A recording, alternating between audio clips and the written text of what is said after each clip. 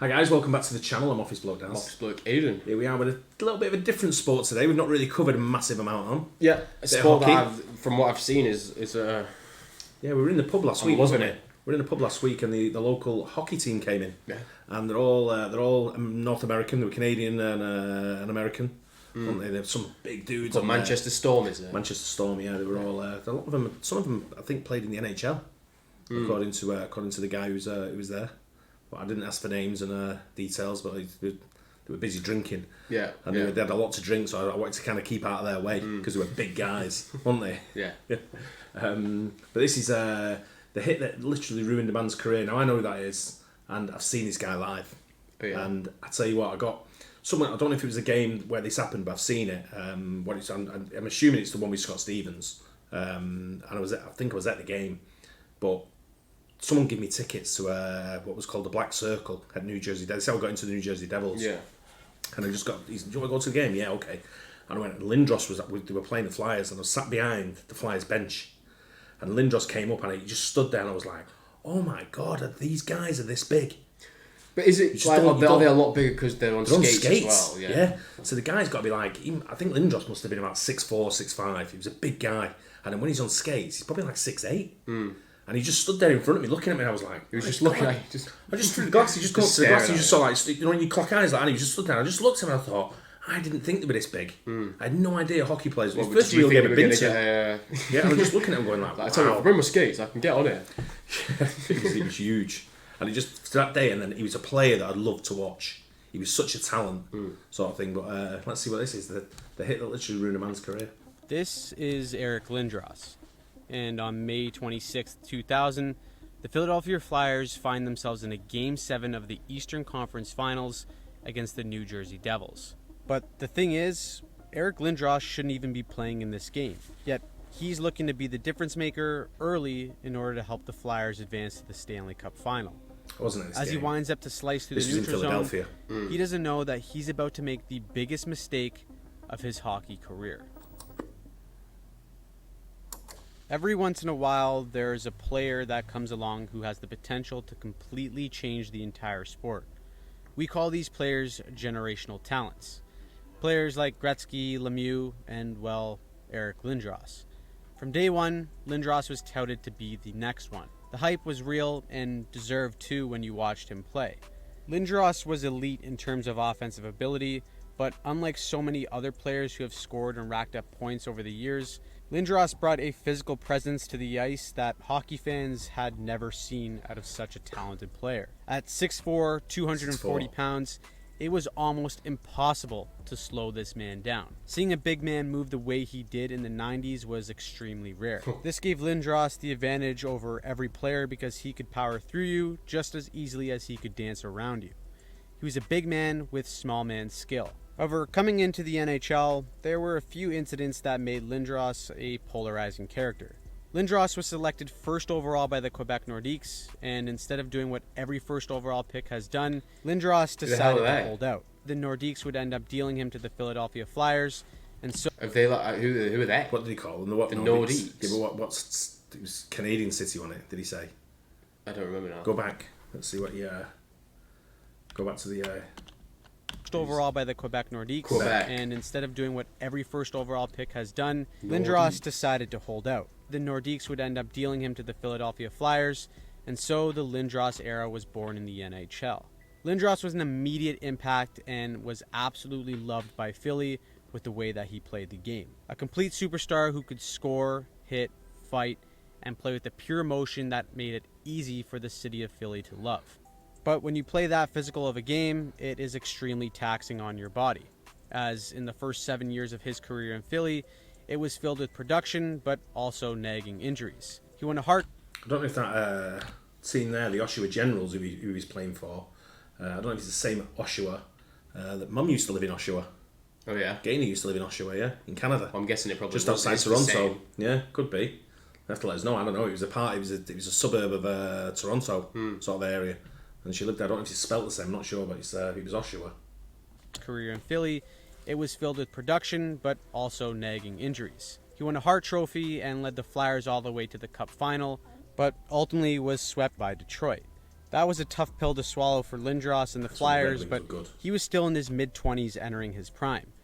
But the way Lindros played the game was he lived by the sword and died by the sword with his physical play. And because he was so big, players started to return the favor. One of those players was Devils defenseman Scott Stevens. At 6'2", 215. My favourite player of all time. We've got him, haven't we? We've got him over there. We've got the model of Scott Stevens over there. I absolutely love watching him play. Beast of a player. Mm. Stevens was one of the most punishing open ice hitters the NHL has ever seen. And he intimidated pretty much everyone in hockey. He looks scary. He looks radio, doesn't he? Who, over the years, never seemed to back down from Stevens. Now, that bad blood would spill into this Eastern Conference final matchup between the Devils and the Flyers. But this is a matchup that Eric Lindros shouldn't even be a part of. Even though Lindros missed games in every season due to injury the years prior, the 99-2000 season was one that was filled with a different kind of injury. Yeah, concussions.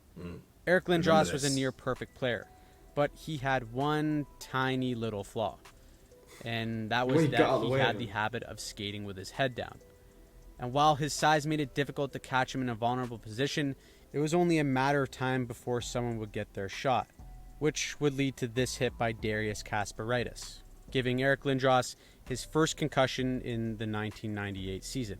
The Flyers, like most pro sports teams, knew so little about concussions that they initially sent him to a migraine specialist. To make things even worse, his 98-99 season had ended shortly after the Flyers were slow to diagnose Lindros with a collapsed lung after a road game. The next season for Lindros would be a complete disaster as the timeline went like this. In December of 1999, Calgary's Jason Weimer laid a hit on Lindros to give him another concussion. He only missed 2 games. Mid-January would roll around, and a couple of hits in a single shift in a game against Atlanta would lead to another concussion for Lindros.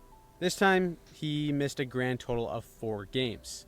Early March would roll around, and Boston's giant blue liner Hal Gill would also rock Lindros. Lindros would stay in the game and played for an entire week before his concussion was finally diagnosed by the team's medical staff. Lindros would then sit out for the rest of the regular season. And in early May, Lindros was skating with the Flyers Farm Club on a conditioning stint and collided with a teammate in practice and had apparently suffered yet another concussion. Wow, but that didn't stop him from suiting up in late May and re-entering the lineup in the conference finals against the Devils. After 4 concussions in one season, Eric Lindros finds himself back on the ice in a Philly uniform. There were public disputes between the Flyers GM Bobby Clarke and Lindros' parents regarding how the team was handling his health.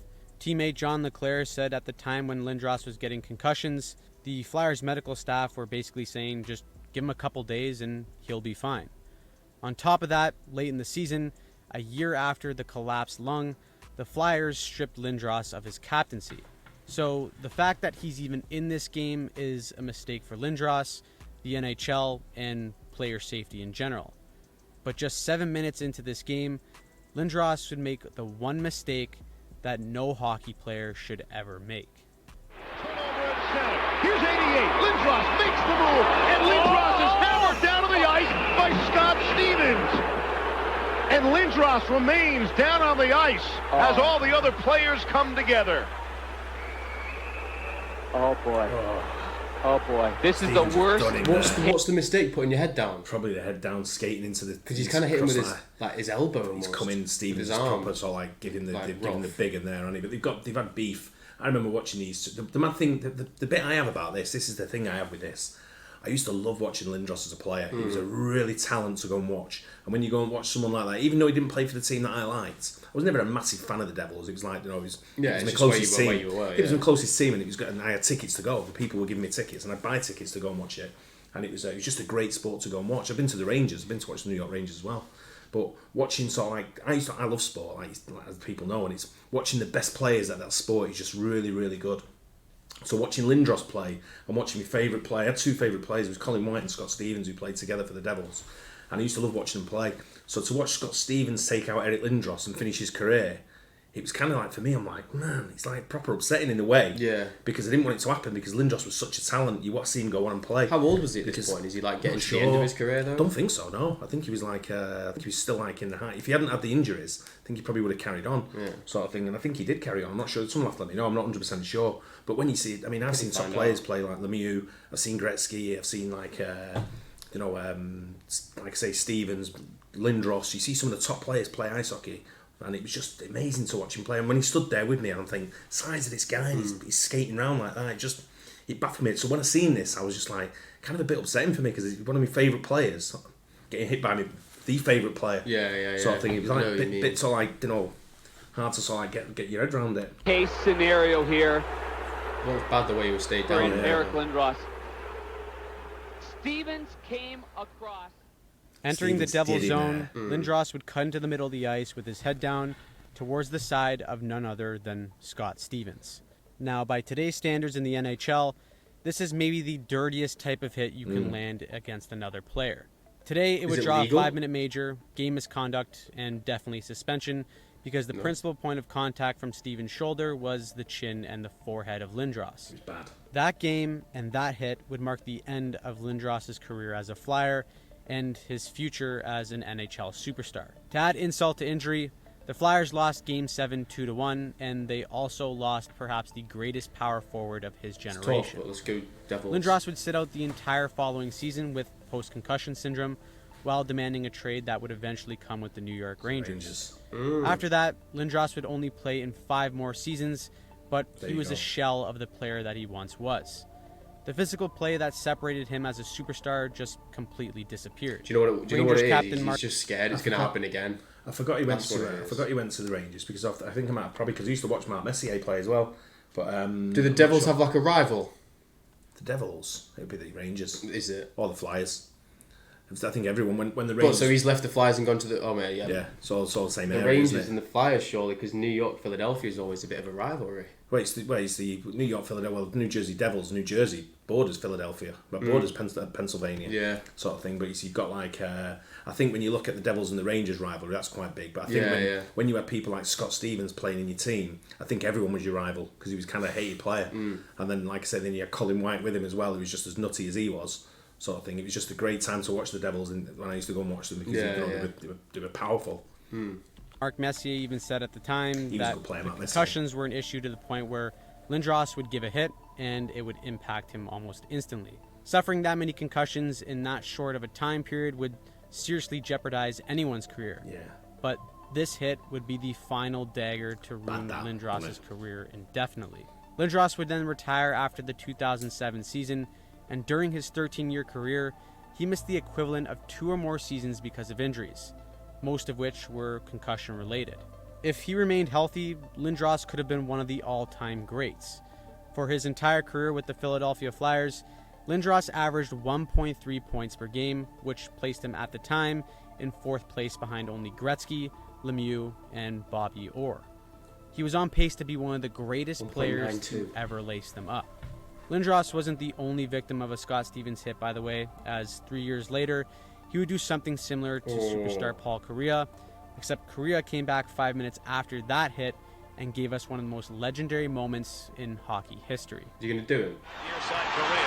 Kariya, the fans want one.